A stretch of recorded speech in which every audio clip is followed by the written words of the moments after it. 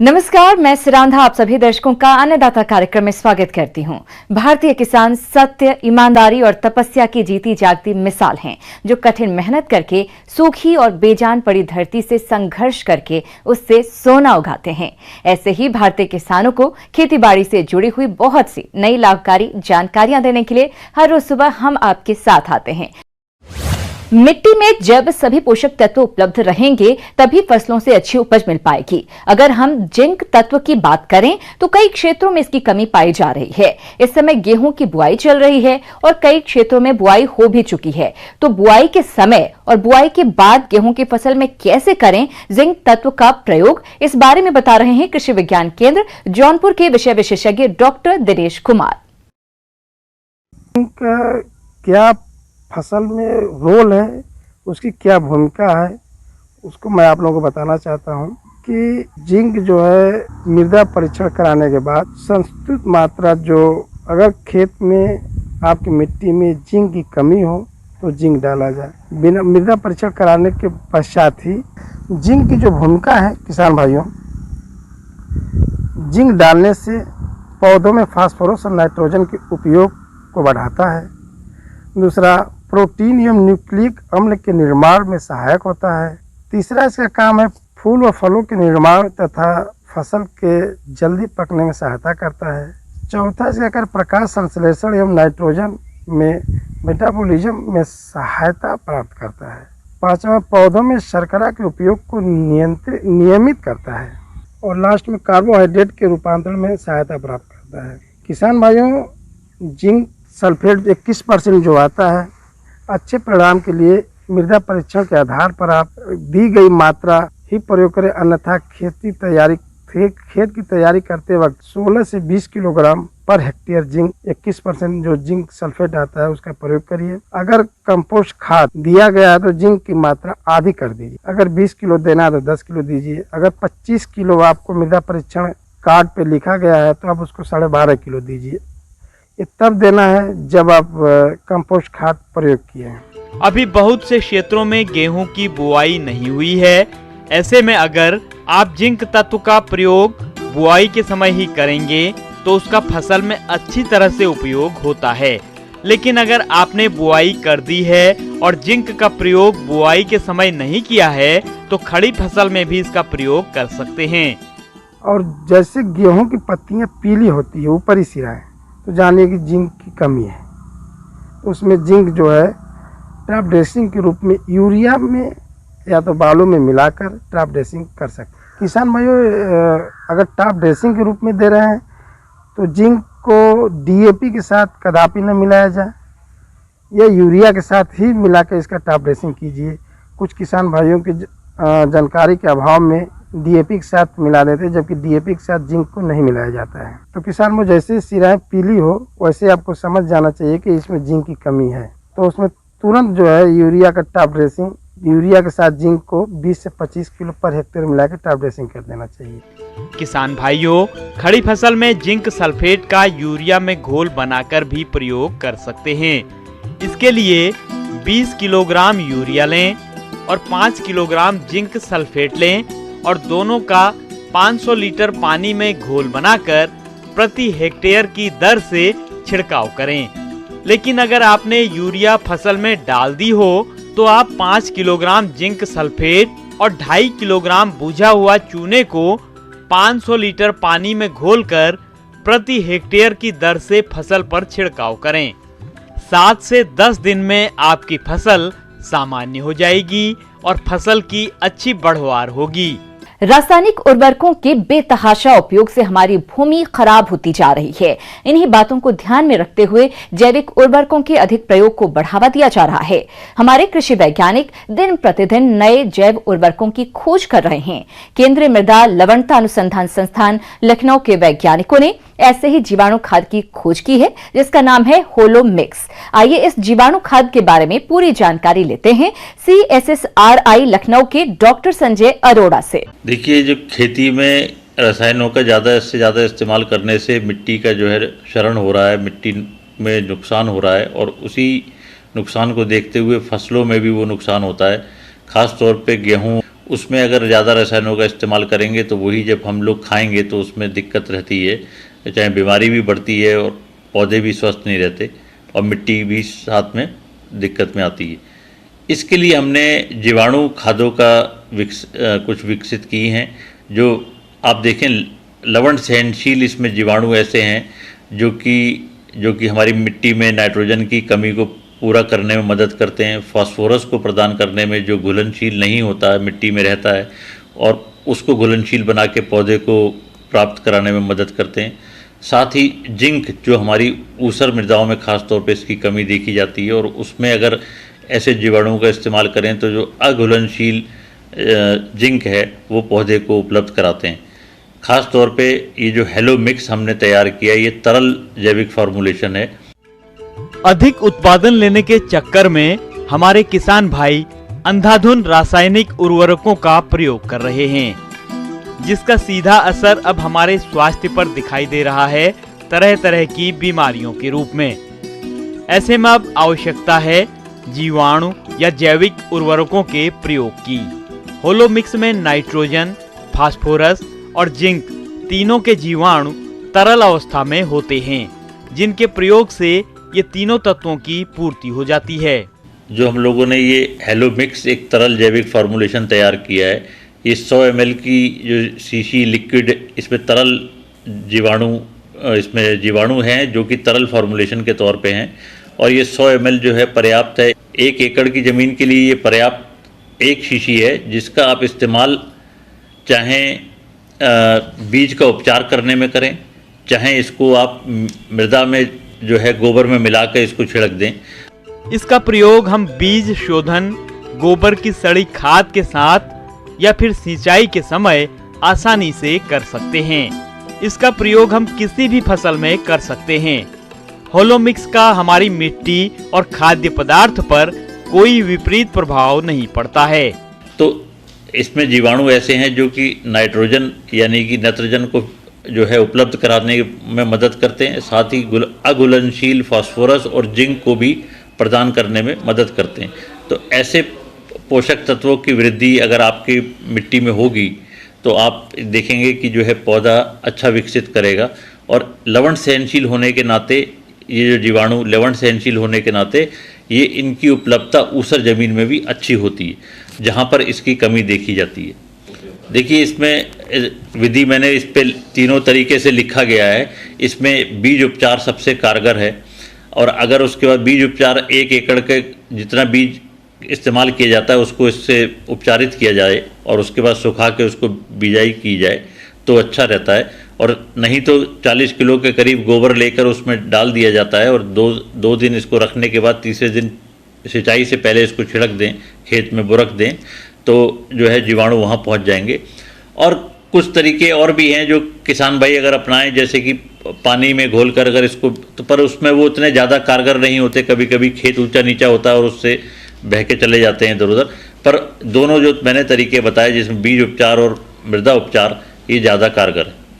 देखिए ये hello mix के नाम से ये जैविक जीवाणु जो फार्मूलेशन है ये हमारे क्षेत्रीय अनुसंधान केंद्र लखनऊ से प्राप्त कर सकते हैं किसान भाई, बहुत ही सस्ते दामों में, और इसको प्राप्त किया जा सकता है। और कृषि विज्ञान केंद्रों के जो कि जिले में कृषि विज्ञान केंद्र हैं उनके संपर्क में भी जो किसान भाई हैं वो अपनी दरखास्त कृषि विज्ञान केंद्र को देकर हमसे ये उपलब्ध करा सकते हैं। टमाटर एक ऐसी फसल है जिससे किसान कम लागत और कम मेहनत से अच्छी उपज लेते हैं। इस समय खेतों में टमाटर की फसल लग चुकी है। अब आपको फसल की देखरेख पर ध्यान देने की जरूरत है, तभी फसल की सही बढ़वार होगी और कीट रोगों की समस्या कम आएगी।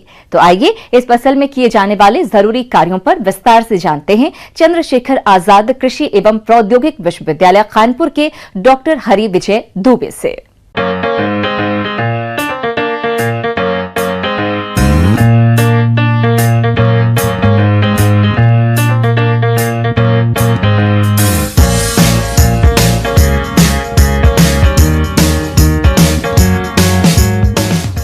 इस समय हमारे जैसे रबी का सीज़न चल रहा है तो आप देखेंगे कि हमारे टमाटर की फसल लगी हुई है खेतों में।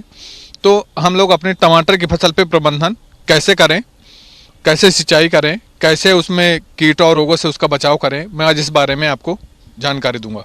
तो सबसे पहले बात आती है हमारी इसमें खरपतवार प्रबंधन की। तो जो हमारी टमाटर की फसल होती है उसकी निराई गुड़ाई भी करना बहुत ज़रूरी होता है। उसकी निराई गुड़ाई करने से क्या रहता है कि जो हमारे पौधे की जड़ें होती हैं उनमें थोड़ा सा हवा का आवागमन होता है, जिससे हमारे पौधे का विकास भी अच्छे से होता है। उसके बाद जो हमारी शेष बची यूरिया की मात्रा है उसका यूरिया का छिड़काव कर दिया। यूरिया का छिड़काव करने के बाद हमें हल्की सिंचाई कर देनी चाहिए।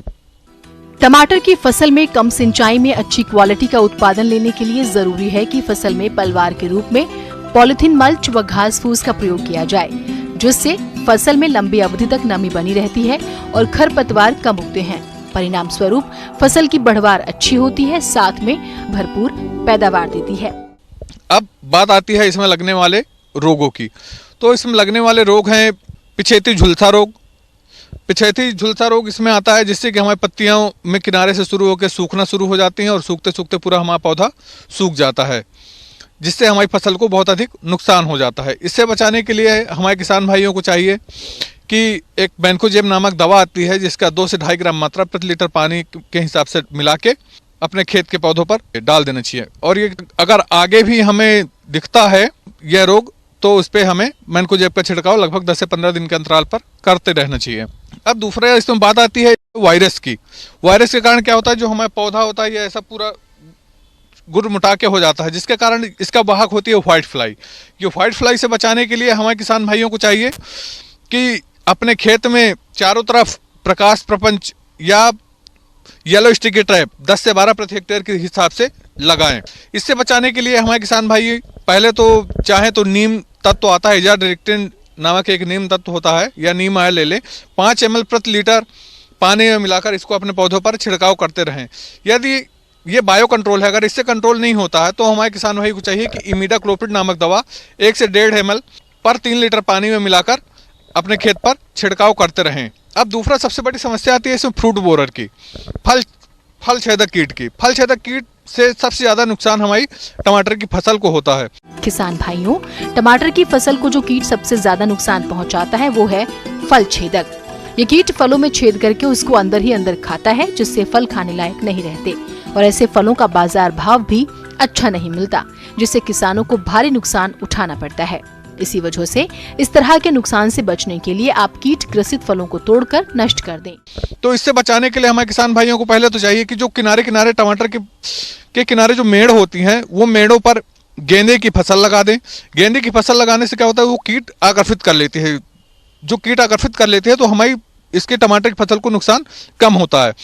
और दूसरा उपचार है इसमें नीम आयल या नीम का एजाडिरेक्टिन तत्व जो होता है उसको 5 ml प्रति लीटर पानी में मिलाकर छिड़काव करें। तीसरा, यदि इससे दोनों से कवर नहीं होता है तो एक इंडोक्सा कार्ब नामक दवा आती है जिसका 1 से 1.5 ml मात्रा पर लीटर पानी में मिलाकर हमें अपने पौधों पर छिड़क देना चाहिए, जिससे हमारा अच्छा खासा प्रबंधन हो जाएगा। अगर किसान भाई मेरी बताई हुई विधियों से खेती करते हैं तो उनको अधिक से अधिक इसका उत्पादन प्राप्त होगा। धन्यवाद।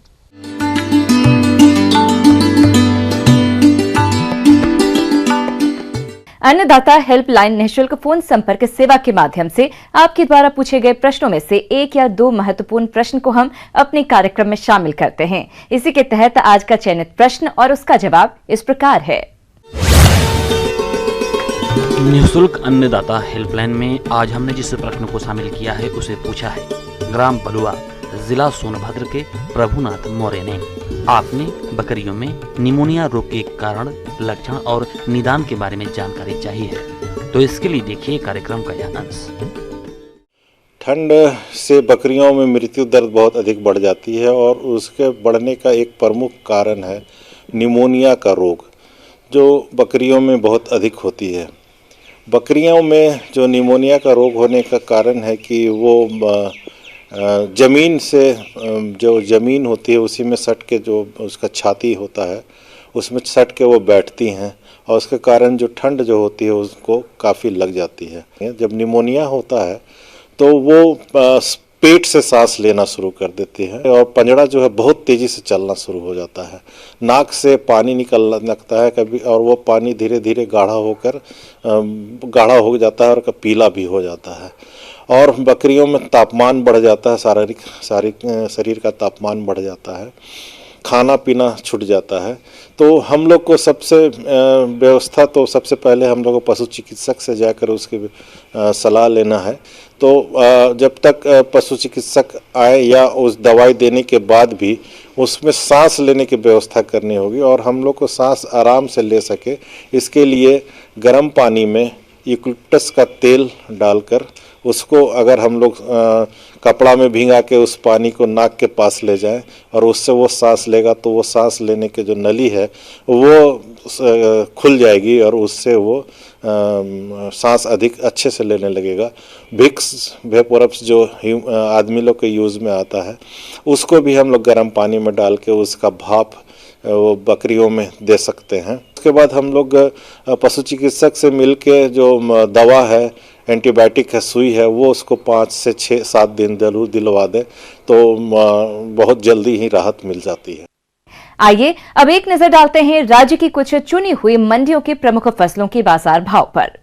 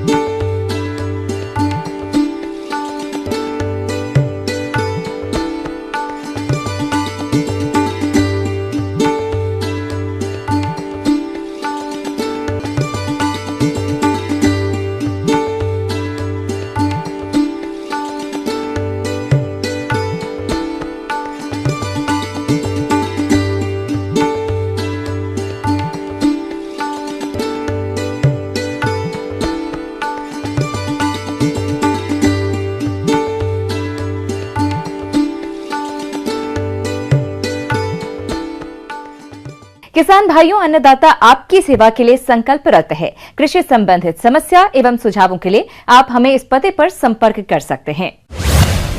प्रोड्यूसर अन्नदाता, news 18 Uttar Pradesh Uttarakhand, Ramoji film city, Hyderabad 501512। साथ ही आप हमें ईमेल भी कर सकते हैं। हमारा ईमेल है p18annadatab@nw18.com।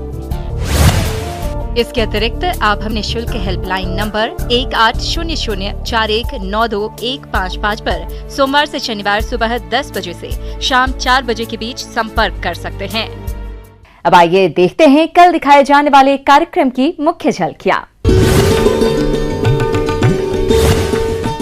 नींबू के बागान में किए जाने वाले कार्यों पर जानकारी।